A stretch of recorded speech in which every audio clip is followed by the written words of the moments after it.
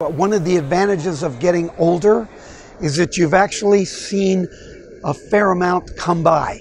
So I've had the privilege of being in genetics since the mid-1970s in what I would refer to as the golden era of phenotype delineation, where Coffin and Cyrus, Rubinstein, Taibi, Edwards syndrome, and so on were described. Cornelia de Lange was rediscovered.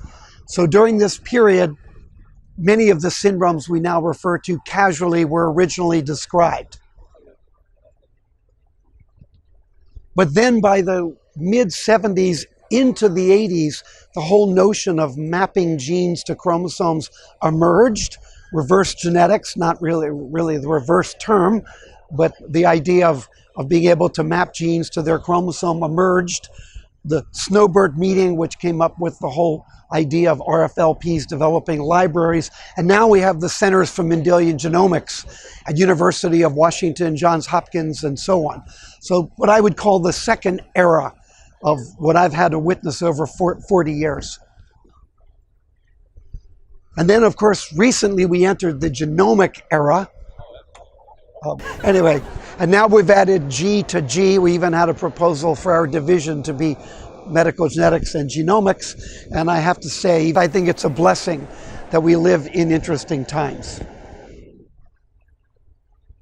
But I would propose to you that we've actually entered a new golden era of phenotyping, and that our colleagues Raoul Hennekom and Les Biesecker, in an interesting paper in 2012 in Human Genetics, proposed that in fact the genotype first was going to lead to us actually spending more time on comprehensive phenotyping. And they actually proposed the term next generation phenotyping. So for everyone from FDNA, to my knowledge, this is the first time that the term was used in this particular paper. From a point of view of history, you may know or not know that the term phenotype came from Wilhelm Johannsen, from pheno and typos, phenotype, the showing of the type. He actually proposed this term in some papers in the first decade of the last century. Wilhelm also proposed the term gene. So if you're looking for the history of some of the terminology, genotype, phenotype, and gene all came from this botanist. In a paper that I authored in the American Journal of Medical Genetics, it was published last September on behavioral phenotypes, I wrote a general phenotype paper, and I proposed that in disease phenotype, because we're talking about disease, not just phenotype in general, that these were three domains that we work in: developing diagnostic criteria, listing and cataloging the spectrum of manifestations. You can see this on any discussion of any condition like NF1 or Cornelia de Lange or whatever. And then, of course, phenotype over time, age penetrance, or natural history. I'm not going to talk about these in detail. That's not the goal of today's talk, but just to draw your attention. How do we measure phenotype in all of these domains: diagnostic criteria, natural history? Here is a limited list, because we're only talking about medical genetics. We're all familiar with growth parameters for syndromes. Dr. Grippa has developed them for Costello syndrome, and so on. In the same issue that the phenotyping was mentioned, the next generation phenotyping, Peter Robinson also proposed the term deep phenotyping. I did find that it had been used before that, but it's now become sort of the buzzword for comprehensive phenotype analysis. But not only is it no other way to proceed, I think we've been thinking about deep phenotyping for decades. But now that tends to be the buzzword. I'm suggesting to you that we are in an actual new era of phenotype. So the genomic medicine and next generation has actually ushered in the opportunity and really the chance for us to actually document phenotype in many comprehensive ways. And in fact, I think that's where this era of Gene First is going to go, where we're going to be back using those tools to actually document phenotype probably even more comprehensively than the past. In that paper I mentioned, I listed a dozen resources like PhenoX and so on that have to do with resources for phenotype analysis. But let me spend the last few minutes doing some reflections on syndrome delineation, coming down to definitions. And again, just like getting older, you get to see the different paths. When you get older, you can give a talk that's entitled Reflections. John Opitz, in the late 1960s, one of the pioneers in medical genetics, has a paper in the original Birth Defects Original Article series, which I recommend everyone to read, have all their fellows read. And it was his process of syndrome delineation. The initial observation, physical exam, you can see Rubenstein and Taibi, broad thumbs, distinctive face.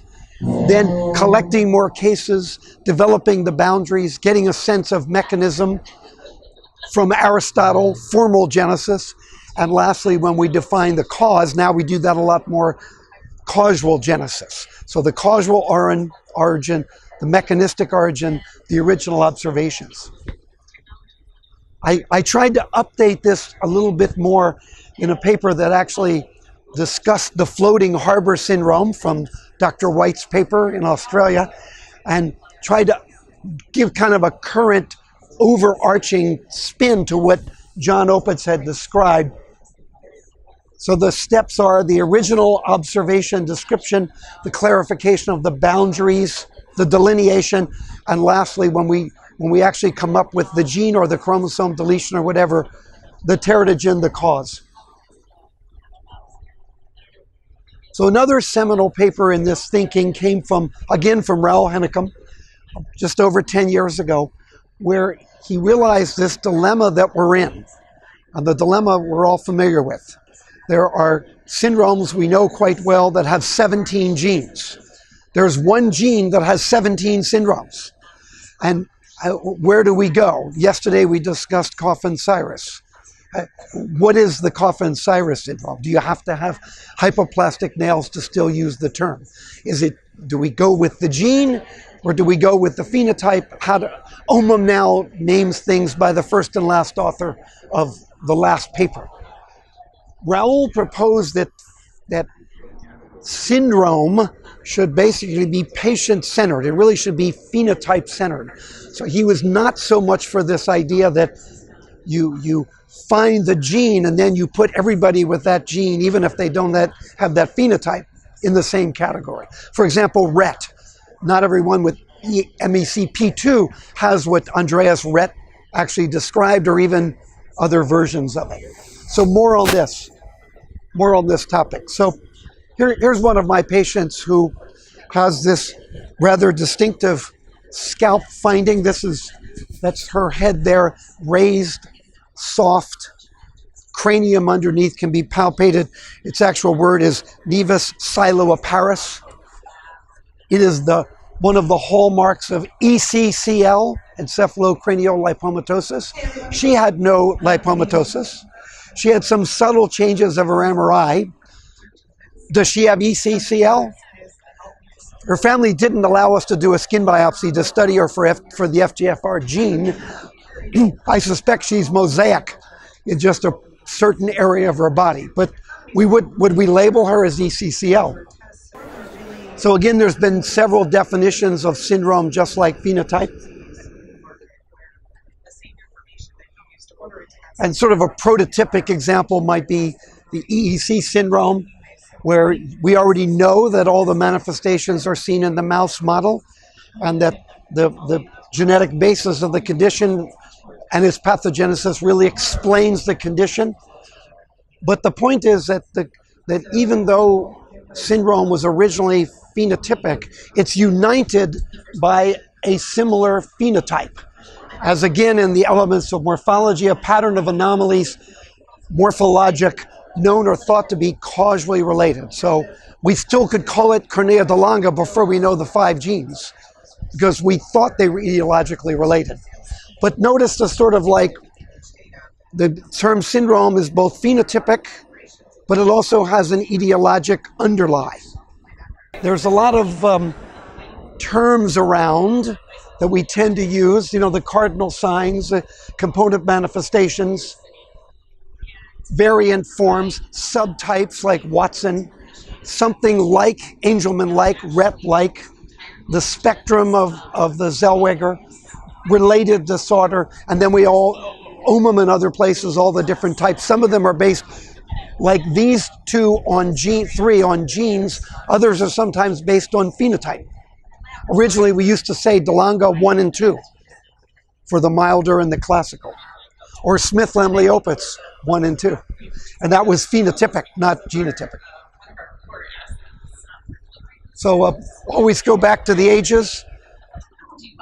To be secular, I didn't use the first pronoun there. Brought them to man to see what he would call them, and whatever the man called the living creature, that was its name. Or from the bard, what's in a name? That which we call a rose, by any other name would still smell like a rose. I'm both being serious and teasing about the idea of naming.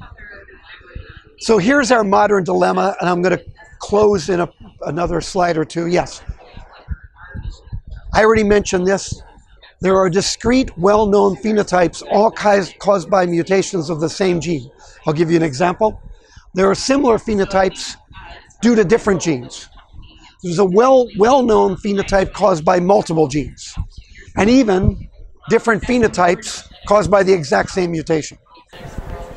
So the diastrophic dysplasia sulfate transporter gene has 7 different phenotypes that had previously been described. Some of them thought to be related, many of them not. So you can see if we have a spectrum of phenotype for achondrogenesis 1B, for atelio type 2, and the diastrophic dysplasias out to non-syndromic cleft palate, short stature, and club foot. Clearly, there are some phenotype-genotype correlations, but I'm not going to talk about that. Or we have similar phenotypes due to different genes, all of the sticklers, again, numbered based on genotype. Or, of course, Bardet-Biedl and the Joubert syndromes, the ciliopathies. This is only a limited diagram. I could have updated this. All of the Bardet-Biedls, Meckel-Gruber syndrome, the Joubert syndromes, the same gene causing different phenotypes, so much of Bardet-Biedl being caused by 17 different genes. So my last point, take the OIs, which are very prototypic in this whole discussion. Disorders of osseous fragility with distinctive phenotypic handles. To deal with all this, I'm going to use OI as an example. Again, back to Rao Hennicum's paper and then back to Les Biesecker, both mentioned earlier in the talk.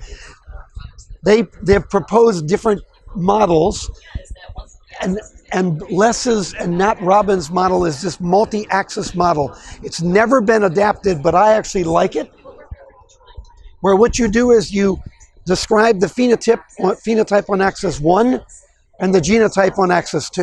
If there's an environmental component or modifying gene, that's axis 3.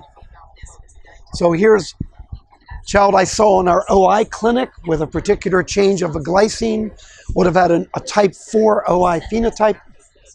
That's how he would be named. So I would propose that even though you can't do it in 3 or 4 words or less, that this idea of, that we keep this in mind. There is the phenotype, we might say Coffin-Siris syndrome, and then we say which one of the ARID1B that it's related to.